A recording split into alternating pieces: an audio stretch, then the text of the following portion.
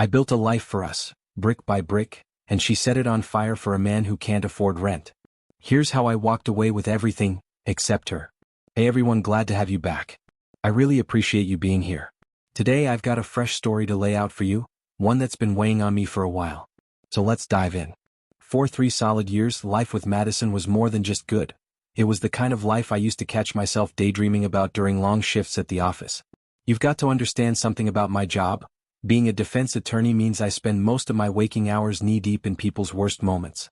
It's like trudging through a never-ending swamp of betrayal, desperation, and heartbreak. Every case is someone lying, backstabbing, or dragging their skeletons into court, sometimes metaphorically, sometimes not. By the time I'd walk out of the courthouse each evening, my faith in people would be on life support. But the moment I walked through our front door, there she was, Madison. And with her, it felt like someone cracked open a window in a room filled with smoke I didn't even realize I was choking on. She wasn't just beautiful or charming. Though she had both in spades, she was sharp as a tack.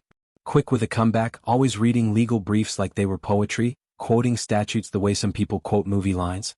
She was working as a paralegal back then, but it was clear she had her sights set higher. She talked about law school like it was a mountain she was already halfway up. And I admired that in her, that ambition, that drive. She wasn't content with coasting. Madison wanted more from life, and from herself. And I wanted to be by her side through all of it. We were building something together, not in that cute social media #couple goals kind of way. I mean real work, real time. I'd spent years fixing up the old house we moved into. I'm talking about sanding down floors, replacing cracked tiles, layering on coat after coat of paint. Every inch of that place had a piece of me in it. And I wasn't just doing it for the sake of being handy or saving money. I did it because I wanted that house to be our home. A place we could grow into, not just crash in. She wasn't just some girlfriend tagging along, living rent-free and snapping pics of brunch. Madison was the woman I was going to build a life with. I saw a future with her, and I was laying down the foundation, literally. It all felt solid. It felt like truth. But the thing about even the strongest sound system is, if there's static, you'll start to hear it eventually. Like that faint buzz coming from a speaker somewhere in the room. You don't notice it at first, but once you do, it's all you can hear. Low, constant, and impossible to ignore. For us, that static had a name. Jordan. He was her best friend from college. The so-called platonic soulmate. The guy she insisted was more like a brother than anything else. And yet somehow, Jordan always seemed to be circling our relationship like some smug, silent moon, content to orbit, but close enough to cast a shadow. He called himself a graphic designer. At least that was the official title he threw around. But in reality, the guy spent most of his time putting together menus for local taco spots, adding cartoon chili peppers next to extra spicy, like he was curating an art gallery. That was his creative expression. He'd toss out lines like, "Man, I just couldn't live with myself if I sold out to corporate America. I'd rather be broke and free." And every time I'd respond with something like, "Yeah, Jordan, we're all in awe of your noble crusade against stable paychecks and basic dental coverage." But the truth? The guy could barely pay rent on time. Still, Madison always had his back. She'd defend him like he was some kind of tortured visionary nobody else understood. "He's just wired differently, Aaron. He doesn't care about money the way you do, you know," she'd say. And I'd think, yeah, because money's this inconvenient little detail that pays for things like shelter, food, and, I don't know, gas for the car he doesn't even own. But hey, in Madison's world, Jordan riding around in Ubers was somehow more authentic. To her, he was the loyal friend who'd been there since their college days. The guy who'd protected her back when things were rough. To me, he was a parasite with an ego so inflated, I'm surprised he fit through our front door. And I swear to you, torpedoing our relationship was his personal mission. He never came at me directly. He was too slick for that. No, Jordan specialized in subtle sabotage. He delivered those little digs with the ease of someone spreading cream cheese on a bagel. "Man, Aaron, it must drain you working all those hours and wearing suits every day. I don't know how you keep it up." What he meant was, "Your boyfriend's a corporate zombie, Madison." Or he'd say, "This house is really something, man. But like, doesn't it weird you out knowing you poured years into it instead of seeing the world?" And the unspoken message was clear, "Your boyfriend's stuck in the rat race while I'm out here living free. You know, free with his taco menus and borrowed rent money." Every time he opened his mouth, it felt like a little dart wrapped in flattery. Compliments with just enough venom to sting. And somehow they always landed. Then there was Nathan. Madison's ex. The moody musician who trampled all over her heart like it was an old effects pedal. Guess who loved bringing him up? That's right, Jordan. The guy couldn't go 2 weeks without name-dropping Nathan like he was some tragic romantic hero. Jordan could have earned a doctorate in bringing up Nathan. No matter what I did, no matter how much effort I put into making Madison feel special, it was like he always had some nostalgic story queued up, ready to steal the spotlight. Say I planned a full getaway to Mexico. Flights, hotel, the whole deal. You could bet everything in your wallet that at some point during dinner, Jordan would lean back with that artsy far-off look in his eyes and drop, "Remember that last-minute camping trip we took, Madison?" He always said it like he was narrating some slow-motion cologne commercial. "You remember, right? That night by the lake." And then he'd lower his voice and say something like, "You can't plan magic like that. You just have to be with someone who understands your wild side." Translation? Aaron's predictable. Aaron's a safe bet. Aaron probably irons his khakis and files taxes in January. And the worst part? Madison would just beam at him like he was reciting love poems instead of just trashing me through passive-aggressive memories. She'd sit there with those bright eyes, smiling and nodding like every word out of his mouth was deep and life-altering. Meanwhile, Jordan sat across from us with that smug, "I'm an enlightened wanderer," grin like Yoda with product in his hair. And I'd be sitting there thinking, great.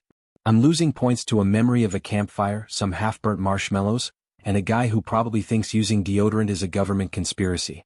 Every time I even hinted that maybe Jordan's behavior was edging into disrespectful territory, Madison went straight into full-on lawyer mode. His defense lawyer, not mine. "Come on, Aaron. That's just Jordan. He's always been like that. He was there for me after Nathan tore me apart." "Yeah," I said once, "and he's been milking that heartbreak like it's his career ever since." She didn't like that. I could see it in the way her mouth pinched tight like she'd bitten into a lime. "He's just looking out for me, Aaron. He's practically family." Family. That word again. Like it explained away everything. But here's the thing. Real family doesn't spend their time poking holes in your relationship while quoting Thoreau over beer and trail mix. Real family doesn't try to reframe every moment to make the guy who's showing up look like he's the one holding her back. But sure. Let's call it family. Now, I'm not someone who jumps to conclusions. It's just not in my nature. Being in law teaches you how to wait, how to watch. You don't grab onto the first shaky piece of evidence someone throws your way. You sit. You listen. You let people run their mouths. And all the while you quietly sharpen your pencil. Because when the truth comes out, it usually does it in pieces, small, undeniable, sharp little pieces. And the thing is, if you give people enough space, enough time, they'll eventually hand you the rope and tie the noose themselves. You just have to be patient. So I waited. I waited for Jordan to do exactly that. It happened about a month later. I just wrapped the biggest case of my career, 6 straight months of my life poured into it. I'm talking nights where I didn't even see my own bed, weekends buried in so much paperwork I started dreaming in legal code. But it all came together. We won. Not just some modest little victory either. This was the kind of win that had the senior partners clapping me on the back like I just pulled off a miracle. It was huge for the firm. And yeah, for me too. So, I figured it was time to celebrate. I threw a dinner party at our place. Something intimate with the people closest to me. The friends who'd barely seen me in half a year while I was practically married to witness prep and court filings. I wanted them all under one roof. Good food, good wine, something to finally exhale into. And because I was still holding on to that take the high road mindset, I told Madison to invite her friends too. Which, of course, meant Jordan would be there. Because wherever Madison went, Jordan somehow showed up like a stray cat with a sixth sense for open doors and free food. At first, everything was just right. The house had life in it again. Laughter echoing off the walls, music playing softly, warm bodies in every room like the place had woken up from a long sleep. I even opened a bottle of that expensive wine I'd been saving, the kind of bottle you only pull out when you've got something real to toast. And for a while I was just happy. Relaxed in a way I hadn't been in months. Then, like clockwork, in strolls Jordan, stage left, already working on his second glass of my wine like he'd grown up stomping grapes in Napa. Within minutes, he was gliding through my home like he owned half the deed. That smug air about him, the one that always made it feel like he was performing for some invisible camera crew. And right on cue, he decided it was time for his monologue. He launched into this long-winded ramble about an art exhibit he'd just seen. But let's be real, it wasn't about the exhibit. It never is with Jordan. It was about him.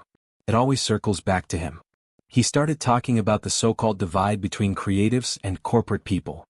He said, "It's just A different way of experiencing the world, you know? Real slow and dramatic, like he was unveiling a profound truth. And then, without missing a beat, he turned his gaze right on me. Because some people see things through numbers and contracts, suits and structure. And others, they feel the world. They create it. That was the moment. His eyes were locked on mine, glass in hand, smug little smile playing at the corner of his mouth. What he meant was clear. You're the guy in the tie, Aaron. The spreadsheet. The paycheck. The safe, square, reliable one. And me?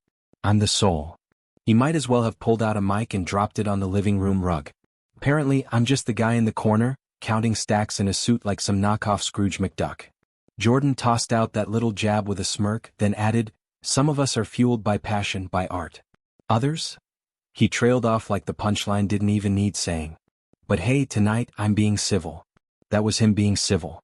I refused to take the bait. I kept my mouth shut, forced a smile, stayed in my lane. But Jordan? He wasn't anywhere near finished. He never is. He turned to Madison next, switching gears to that overly rehearsed worried friend routine. The kind of face you just know he's practiced between design gigs, right after picking which cartoon chili pepper looks most expressive for his menu layouts. I just hope you're happy, Madison, he said, his voice dripping with that sickly sweet concern that could drown a kitten. And then, of course, he turned back to me. That's when he hit me with the halo. I mean, Aaron's a great guy. He's stable. He's a provider. He's reliable. He said it like reliable was code for boring and safe. Like it was the ultimate consolation prize. And that was it. That was the last flick of the match. My friends were stiff in their seats, clearly struggling not to reach across the table and show Jordan a very different type of creative expression. Madison. She didn't say a word. Just stared down at her plate, cheeks a little pink, not angry, not upset, just embarrassed. Embarrassed that he'd made a scene. Like the real offense was his tone, not the fact that he'd just tried to emasculate me in my own house, surrounded by my people. That's when the switch flipped. The gracious host? Gone. What showed up instead was the prosecutor. And court was now in session. That's a bold statement, Jordan, I said, voice low and even. The kind of tone that makes jurors lean forward, sensing something's about to break wide open. I'm curious about your logic. He blinked. No more smug smirk, more like a squirrel realizing it stepped into traffic. In your expert opinion, I continued, what exactly does a better man for Madison look like? He straightened his back, puffed out his chest like some caffeinated pigeon and said, I think I understand her in a way no one else does. Perfect, I said, folding my hands together and letting the silence stretch. The room had gone pin-drop quiet. So, you're the gold standard then? I leaned forward just slightly. Come. Collected. Lethal. Let's explore that. Then I sat back, slow and steady like a man who had all the time in the world. Let's consider some other relevant factors in this little comparison you've invited us into. Let's talk about something a little more concrete than vibes, shall we? I said, even throwing in some sarcastic air quotes just to make sure the word landed the way I intended. Because what I've put into this relationship isn't just dinners and date nights. It's time, energy, commitment, and more importantly, faith. Faith in Madison. Faith in the life we're building together. I let that sink in, let the silence stretch until it felt like the whole room was holding its breath. Then I looked Jordan dead in the eye and continued. So tell me, Jordan, the self-declared expert on what's best for Madison, what exactly have you contributed to her future lately? Aside from a steady stream of complaints about me? His face drained so fast I thought he might drop face first into his wine glass. For a guy who loved attention, he suddenly didn't seem too thrilled about being in the spotlight. Madison gave me this wide-eyed, panicked glance and leaned in, whispering, Aaron, please not here. But no way. She'd sat there all evening letting him take potshots at me like we were on some twisted improv stage.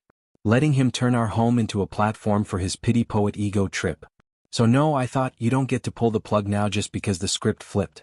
Madison, I said calmly, still looking at Jordan, you let him speak his piece in front of everyone. So now you'll let me ask him what he's never had the guts to say out loud. Fair's fair. She opened her mouth like she wanted to argue, but nothing came out. She just sat there, stuck in place.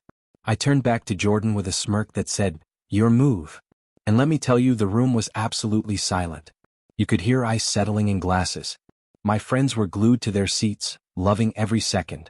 This wasn't just dinner anymore, it was theater. Now let's dig a little deeper, I said. You know how many times Madison has had to help you out financially in the last 6 months? You know where that money came from." He didn't answer, so I did. "From our joint account. And, small detail, I'm the only one putting money into that account." I paused and leaned just slightly forward, voice still level, still in control. "So, in a very real way, Jordan, I'm not just investing in Madison's future. I'm footing the bill to keep your little vintage scooter fueled and your tacos paid for. You're welcome." And with that, I flashed him a smile sharp enough to leave a mark. One of my friends couldn't help it. He actually let out a laugh, then tried to play it off with a cough, but it was too late. The damage was done. Jordan's ego had officially sprung a leak. "You've been late on rent more times than I can count," I continued, still staring him down, "and Madison's had to cover for you. Again. Using money I worked for." Then I leaned back in my chair, steepling my fingers like I was about to deliver the closing argument of my career. The kind that made juries nod along before the verdict was even read. "Let me see if I've got your case straight, counselor," I said, lacing the words with just enough sarcasm to draw a few stifled laughs. "Sorry, slip of the tongue. I meant, let's present your argument to the table, not a jury." I could see my friends shifting in their chairs, barely hiding their grins. They knew where this was heading. They'd seen this side of me in courtrooms, but never like this. Not personal. "So your position, Jordan," I continued, "is that a man who works his tail off to provide a safe home, dependable transportation, shared stability, and a future worth investing in, is somehow the lesser choice."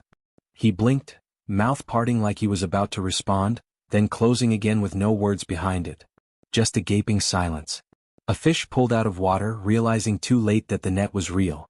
I tilted my head, gave him a smile that didn't reach my eyes. "Maybe I made it too complex for you. Legal talk. Rational thought. Logic." I shrugged. "Not really your native language, is it?" I leaned forward slightly, lowering my voice just enough for the table to draw in close. "Let me break it down for you, Jordan. Simple math." And then I started counting it out on my fingers, slow and deliberate. 1. You don't own a home. 2. You can't afford rent half the time. 3. You need my girlfriend to spot you gas money because apparently, Ubering your truth, doesn't come with a budget plan. The whole room was stone silent, every set of eyes locked on him. "So, if we're cutting through the art talk and the tragic creative routine, what you really are, Jordan, is a jealous little barnacle clinging to people who actually build something in this world." And just like that, his face drained faster than the half-empty wine glass in front of him. I leaned in now, calm and steady, voice low and deliberate, the way you speak right before delivering the knockout blow. "And that, right there, is the heart of this whole thing, isn't it? This isn't about Madison. Not really. It's about your own reflection. Because every time you see someone succeed, someone build, someone thrive, it burns you up inside. It reminds you of what you'll never be. And so what do? You tear them down. You mock them. You pretend you're above it all. The starving artist who lives on vibes and borrowed rent." He sat frozen like a man who just watched his soul get repossessed in real time. His mouth opened again. Nothing came out. Then he just stared down into his wine glass, like maybe there was an escape route at the bottom of it. But there wasn't. He was done. A witness who'd just been dismantled, shredded, right there in front of everyone. I glanced around the table. My friends weren't smiling anymore. They were stone-faced. Their eyes sharp, jaws clenched. If looks could file restraining orders, Jordan would already be halfway packed and looking for a couch to crash on. One of my friends muttered under his breath, just loud enough for the table to hear, "Christ, what a clown." And then I turned and looked at Madison. Her face had shifted, somewhere between betrayal and performance. It wasn't just anger in her eyes, it was theater. Like I'd upstaged the lead actor in a play she didn't realize had an audience. "You humiliated him," she said, voice sharp and tight, her jaw clenched. "In front of everyone." I sipped my wine slowly, leaned back in my chair, and let out a breath that felt like closure. "No, Madison," I said evenly. "He humiliated himself. I just laid out the facts. You know, like any good prosecutor would. He supplied the behavior. I simply read the indictment." Her expression shifted again, this time full volcanic. She pointed a finger at me, like she was cross-examining me on the witness stand. "Apologize to him," she snapped. "Right now. You apologize to my best friend for what you just did. Or we're done." And that was it. That was the moment of clarity. I looked at her, really looked, and realized that the woman I had poured my soul into, the one I had built a life around, was standing there not in shock at who he really was, but in defense of it. Of him. The man I had just unmasked for what he truly was, manipulative, parasitic, small, and she was still standing in his corner. The love I had for her didn't wither away. It didn't retreat quietly like some sad candle flickering in the wind. No, it was executed. Clean. Final. Like a mob hit behind a steakhouse. One bullet. No struggle. No funeral. And I didn't raise my voice. I didn't argue. I didn't plead. I just smiled. A small, sad smile, the kind you give to a child insisting the Easter bunny pays rent with jelly beans. Then I said, with the calm finality of a judge delivering the verdict, "All right then. I guess we're done." She blinked, stunned, like she didn't expect me to actually call the bluff. And then just like that she left. She rushed to Jordan, scooping him up like he was some injured animal in need of rescue. Together they exited in a cloud of cheap dramatics, a grand finale from a soap opera with bad lighting and worse writing. She moved in with him that very night. A decision born of rage, pride, and a desire to make some sort of statement. In her mind she had thrown down the gauntlet. Dared me to crawl back. To chase her. To show up at their dumpy little apartment and sob some grand apology. She wanted that scene, you know the one. The man in the rain, begging for forgiveness. The tragic fool with flowers and tear-streaked cheeks. The Shakespearean sap. What she got was silence. I didn't grovel. I didn't text. I didn't show up. Instead I took a trip to the coast. No social media posts. No show. Just me, a beach, and a camera. I took pictures of myself drinking cocktails in the sun, not to brag, not to get revenge, but to remind myself of something simple. This is what peace looks like. While I was away, soaking in some much-needed peace, a few of our mutual friends reached out. I braced myself for the guilt trip, but to my surprise it never came. "Honestly man, you did the right thing," one of them said. Another added, "Yeah, she'll see it eventually. Right now she's just playing house with Jordan. Give it time, he'll ruin it." They weren't trying to defend her. They weren't tiptoeing around the wreckage. They saw it for what it was, just like I had. So, I did what any rational man would do in the aftermath of a death, because that's what it was, really. The death of something I had poured years into. And like any decent executor, I handled the estate. Methodically. Coldly. With receipts. I spent an entire weekend boxing up everything that belonged to her. Every sweater, every novelty mug, every unread book that had been sitting on the shelf more for aesthetic than interest. I wasn't angry, it wasn't spite. It was surgical. A purge. Like Marie Kondo with sharper edges. Does this bring me joy? I'd ask myself, holding up one of her overpriced decorative candles. No. And into the box it went. Then came the business end of things. First I called Dean, the guy who managed the private scholarship fund I'd quietly set up for her law school dreams. It had been sitting there, untouched, for when she was ready. He answered on the second ring, cheerful as always. "Liam. Good to hear from you. What can I do for you?" "Well, Dean, this isn't exactly a call either of us enjoys," I said, keeping my voice as neutral as a quarterly earnings report. "Due to a permanent change in personal circumstances, the fund is being dissolved. Effective immediately." There was a pause. "Oh, I'm sorry to hear that. Is everything okay?" "Peachy," I replied. "Just reallocating resources to areas with a higher return on emotional investment." Next, I dialed David, senior partner at a firm where I'd pulled a lot of strings to secure Clara an internship. He answered with his usual clipped tone, clearly juggling 10 things at once. "Liam, what's up? I've got a meeting in 2. "Won't take long," I said calmly. "We've got a conflict of interest. Irreconcilable, actually. The internship offer extended to Madison? Needs to be withdrawn. Immediately." He went quiet. Then he laughed a little, thinking I was being dramatic. "Withdrawn? That's a bit unusual. Everything okay on your end?" I leaned back in my chair, staring out at the water beyond the balcony. "Sure, if by okay, you mean I discovered that the intern we were mentoring had moved in with my ex less than 24 hours after she defended him for being a parasite." There was a long pause on the other end. Then a polite, professional, and absolutely final click. "I didn't take pleasure in any of this. That's not what this was about. My support for Madison, everything I gave, everything I built, was based on the foundation of a partnership. A shared vision. A life we were supposed to be building together. She took a sledgehammer to that. And once the foundation was gone, she couldn't live in the house anymore. Figuratively or literally. Exactly 2 weeks after that infamous dinner party, she showed up at my front door. I didn't answer. I watched it all play out on the security camera like it was a scene from some poorly directed reality show with bad lighting and worse choices. First she tried her key, fumbled with it, jiggled the lock. Nothing. She tried again. Still locked out. She stood there, hesitation in her posture, confusion on her face, slowly morphing into frustration. Then panic. She rang the bell. Stepped back. Waited. She looked different. Not fiery. Not indignant. Just tired. Deflated. Like someone who'd bet everything on a romanticized vision and was now waking up to the smell of mildew and broken promises. The kind of look that says, maybe moving in with a broke, arrogant artist isn't the bohemian fantasy I thought it'd be. When I finally opened the door, I didn't say anything at first. Just stood there. Aaron, we need to talk, she said, her voice already cracking under the weight of her own regret. I gave her a polite smile. Cool. Detached. Final. No, Madison. We really don't. She blinked fast, already unraveling. You can't just throw away 3 years over one fight. Tears were welling up fast, honestly a new record for her. I let out a small laugh. Not cruel, just sharp. Tired. One fight? That's what you're calling it.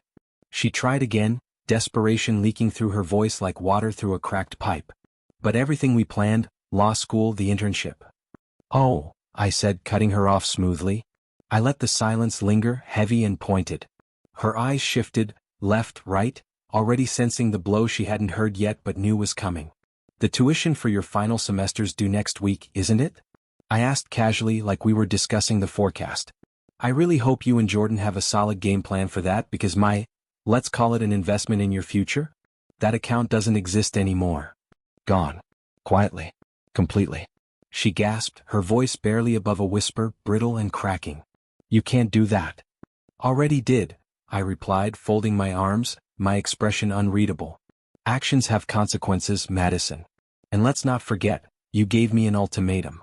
Apologize to Jordan, or we're done. I leaned in slightly, just enough. I didn't apologize. And that was it. Well, I said, my voice low and calm, I chose over. And now you get to live with the consequences. Her eyes filled instantly, tears swelling fast like she was auditioning for a mascara commercial gone wrong. I didn't flinch. I didn't soften. I twisted the knife. Go ask Jordan for help. You know, your family. Let's see how far his passion and vibes get you now. That was the end of the scene. No more second chances. No dramatic music playing in the background. Just the sound of the door closing. And just like clockwork, because life rarely disappoints when people write their own disaster script, Madison's world began to crumble like a cheap IKEA shelf that skipped a few screws. She dropped out of law school. Just months away from the finish line, the whole dream collapsed in a heap. Gone. And she and Jordan? They're still living together from what I hear. Still trying to turn ramen noodles and resentment into a lifestyle. From mutual friends I get updates now and then, whether I want them or not. Apparently Madison's soaking in bitterness like a discount steak soaking in soy sauce, blaming Jordan for everything. The tuition she lost. The internship that vanished. The life that spiraled into nothing more than dimmed ambition and passive-aggressive conversations over takeout containers. And Jordan? He thought his dramatic monologue at my dinner table was his big victory moment. The truth? It was the equivalent of celebrating a touchdown at the 1-yard line, right before fumbling the ball straight into his own end zone. I'd feel bad for him if I weren't too busy laughing into my glass of whiskey. But let me be clear, this wasn't revenge. This wasn't some long-planned takedown. I didn't light candles and whisper curses. I didn't sit in a lair, cackling like some cartoon villain. No, this was boring. Practical. Clean. I did it for myself. Because at the end of the day, a relationship is a contract. Not in the legal sense but in principle. And when one party breaks the most important clause, loyalty, then the deal is void. That's it. The bank closes. The checks stop coming. And the builder, the one who was laying foundation after foundation, brick by careful brick, he picks up his tools, dusts off his hands and walks off the job site. What's left behind? Just her. Standing ankle deep in the ashes of something she helped destroy, wondering where it all went wrong. So, dear listeners, if you've made it this far, I want to hear from you. Drop your thoughts in the comments. Share your own story if you've been in something like this. Let's talk about it. And hey, don't forget to like, share, and subscribe. Because sometimes telling the story is the only closure you really need.